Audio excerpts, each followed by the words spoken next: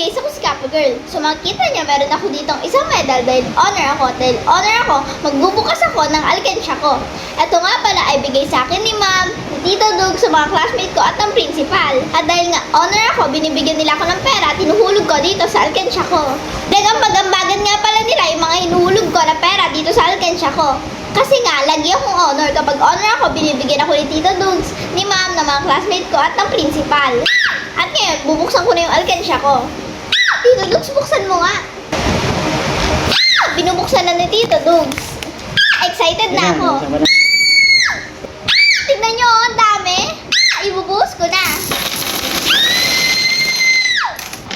Ang dami. Ito nga pala yung mga regalo sa akin dahil honor ako at ngayon bibilangin ko na. So, ang mga batang katulad ko ay dapat nag-iipon na rin sa sarili nilang pera para hindi na hingi ng hingi sa mga magulang o sa mga nakakatanda sa kanila.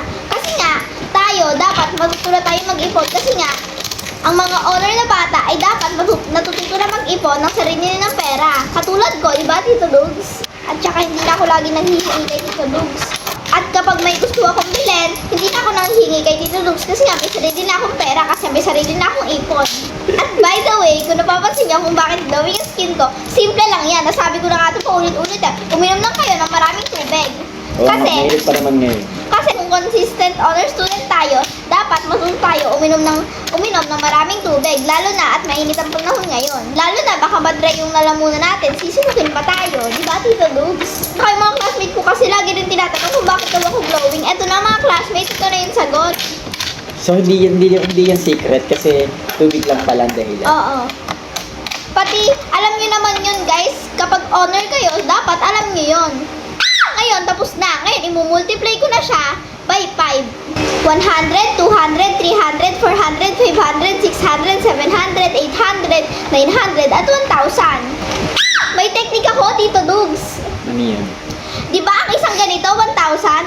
Eh di lahat to, 1,000 na rin. Kaya 3,000 at 3,080. Ah, dahil mo na pala naipon na marigala sa'yo ng mga teacher at mga principal at classmate mo. Siyempre, Tito Dugs, natuto na ako mag-ipon dahil honor ako. Buwan-buwan akong honor, kaya lagi ako may regalo. Kaya kayo guys, lagi niyong gagaling sa school para para makaipon kayo at lagi rin kayong may regalo katulad ko. So, kapag nagagay mo dyan sa pera, Ano, Tito Dugs, bibili ako ng cake kasi bibigay ko sa principal kasi nga, di ba, Mother's Day.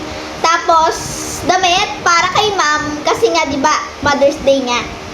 And Advanced Teacher's Day na rin yun, di ba, Tito Dugs? At saka mga lapis, ballpen, notebook, lahat ng school supplies, bibili ako para sa mga classmate ko, ibibigay ko rin. bait ba naman ka pa, girl? Siyempre, Tito Dugs, dahil consistent honor student ako, dapat lagi ako mabait. Tsaka glowing ang skin ko, di ba? Kasi nga, ano yun, Tito Dugs? Ano naman mo?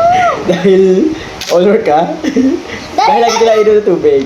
Kaya kayo guys, dapat marami din yung tubig na iniinom nyo kasi glowing yung skin nyo katulad ko. Ayos. At para makapag-ipon kayo ng maayos, Ah, kailangan pala glowing yung skin mo lagi. oo. Kasi si Tito Dugs dati hindi glowing ang skin niya at ako rin hindi dati glowing ang skin ko. Pero nung nalaman niya na lagi akong umiinom ng tubig, naging glowing na rin yung skin niya. Nung nalaman ko sa school na tinuro ng teacher ko na dapat daw lagi umiinom ng maraming tubig para glowing ang skin, ay ginawa ko tapos nag-glowing skin ako tapos ginaya ako ni Tito Dugs. Kaya talaga ako nag-iipon kasi bibili ako ng ticket ng Bini sa Coachella. Saan ba yung Coachella? Tito Dugs, hindi mo alam yun kasi matanda ka na eh. Saan ba yung Coachella? Basta Tito Dugs, huwag mo nang alamin. Basta sasakay ako ng aeroplano nun. Ah, gusto ko lang mata si Bini Aya. Oo, kasi siya lang naman yung pinakamaganda sa Bini kasi nga, kamukha ko siya, kaya siya yung pinakamaganda. Lahat naman sila maganda, pero ang pinakamaganda talaga para sa akin, in my opinion, ay si Bini Aya kasi nga kamukha ko siya. Ah, ganun ba ka pa, girl? Kaya Bini, kung naghahanap kayo ng pang night member, nandito lang ako ha. Okay, Tito Dugs, huwag mong gagalawin yan, napapasok na ako sa school kasi bibili na ako ng ticket. Bye!